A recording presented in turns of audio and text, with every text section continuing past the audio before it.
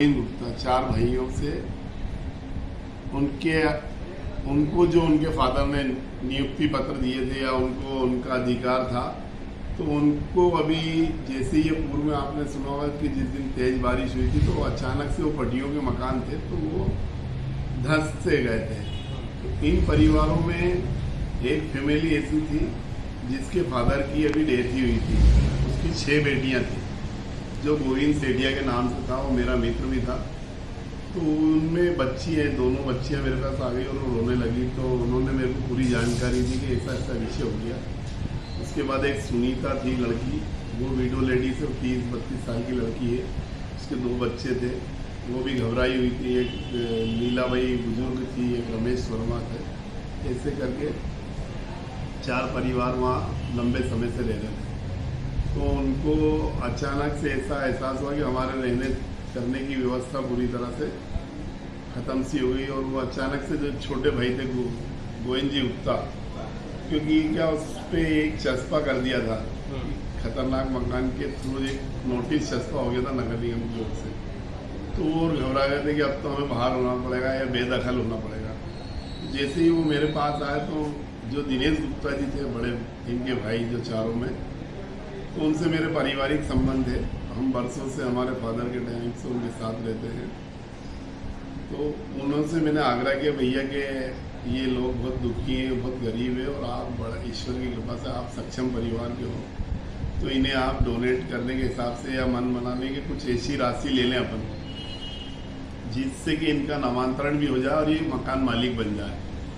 तो दिनेश गुप्ता जी ने कहा कि मैं तीनों छोटे भाइयों से बात करता हूँ। तो उन्होंने तीनों भाइयों से बात की, तो उसमें हमको 15 से 20 दिन का समय लगा। उनको दिनेश भैया को भी उन्होंने सबको समझा लिया, उन्होंने सबको संतुष्ट कर लिया।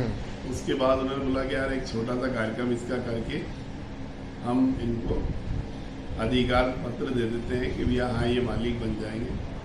फिर अभी मैंने कच्चे उस पर 500 रुपये के स्टाम्प पे उनको नोटरी के लिए कहा है कि आप नोटरी करा लो, क्योंकि बस्ती पूरी अवैध है, गोमा की फेल पूरी अवैध है।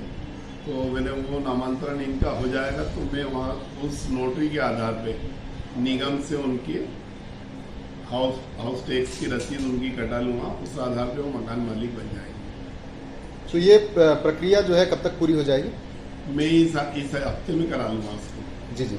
कहीं ना कहीं ये जो सारे लोग हैं ये गरीबी रेखा में आते हैं, और गरीबी रेखा में आने वाला हर व्यक्ति जो है प्रधानमंत्री आवास का भी पात्र होता है।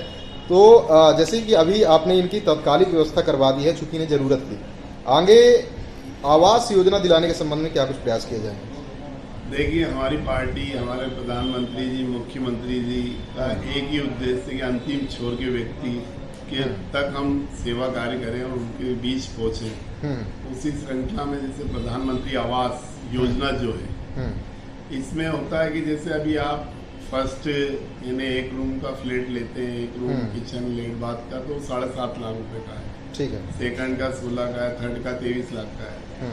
तो इसमें क्या हो रहा है कि जनरली सभी के लिए जो बहुत ही गरीब होते हैं उनके लिए, जो आपने क्वेश्चन किया उसमें एक विषय ये होता है कि अति गरीबी वाले, अगर अतिक्रमण के दौरान किसी को हम हटाते हैं और उनके पास रहने का स्थान नहीं होता, तो उनको हम डायरेक्ट नगर निगम के थ्रू उनको वहाँ पे विस्थापन करा।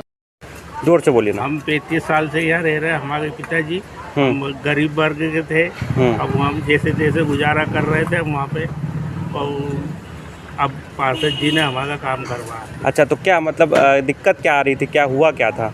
वह ये था कि मकान ढस गया था। कैसे ढस गया था, क्या हुआ था, थोड़ा बताइए।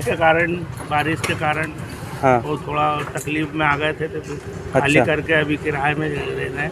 कौन कौन रहता था आपके साथ? किसके? पिताजी रहते थे हमारे इसमें। अच्छा। और माता जी भी है। अब दोनों ही शांत हो गए हमारे। अच्छा, तो फिर क्या हुआ? मतलब मकान खाली करने के लिए कहा गया, और फिर कैसे आपको इस ज़मीन का पट्टा मिला? फिर हमको पार्षद जी ने हमारी मदद करी। हाँ। और सामने वाले से बातचीत करी और फिर हमको ये मकान मिला। अच्छा, अभी क्या है फिर आगे की कैसे कब मकान? आगे की स्थिति ये है कि अभी बनाने के लिए कुछ नहीं है, अगर बनाएंगे धीरे धीरे करके जैसे तैसे। अच्छा, कहीं से लोन उठा के। अच्छा, आवास योजना को लेकर आपने कभी कोई प्रोसेस? कोई कुछ नहीं करा। अच्छा, जानकारी है आपको आवास योजना क्या होती है? नहीं थी अभी। अच्छा, ठीक है, क्या नाम लिखते हैं आप? रमेश वर्मा।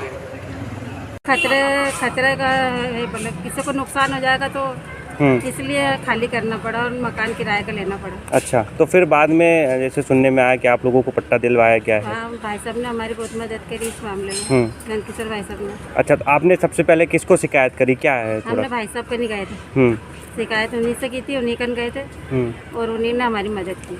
क्या बोला उन्होंने, किससे मिलवाया फिर आपको? उन्होंने मिलवाया नहीं, उन्हीं ने खुद बातचीत करके हमको पट्टे दिलवाए, इसका मकान का हक दिलवाया। अच्छा, अभी मकान बनवाने को लेकर क्या तैयारी है? कुछ भी नहीं, हमको खुद ही कर्जा पानी करके करना पड़ेगा। क्या करती क्या है आप, मैं मतलब? आंगनवाड़ी में सहायिका की नौकरी करती हूँ। अच्छा, कौन कौन रहता है आपके साथ? मैं और मेरा लड़का है बस।